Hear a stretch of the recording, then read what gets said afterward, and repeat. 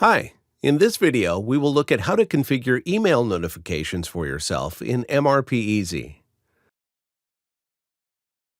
In Settings, System Settings, Notifications, every user can subscribe to the desired email updates. There are many events that can trigger email notifications. For example, when a task is assigned to your user, when new items appear in the Critical On Hand list, when an order status changes, and many others. To switch these notifications on, press Edit and select the desired checkboxes.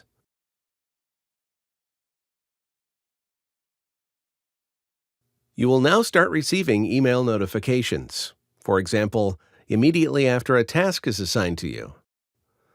Order status notifications have direct links to orders, so you can quickly access them.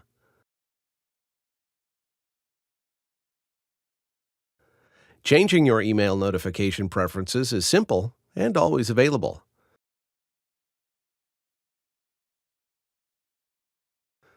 To learn more about MRPeasy, please see our other videos. Thanks for watching.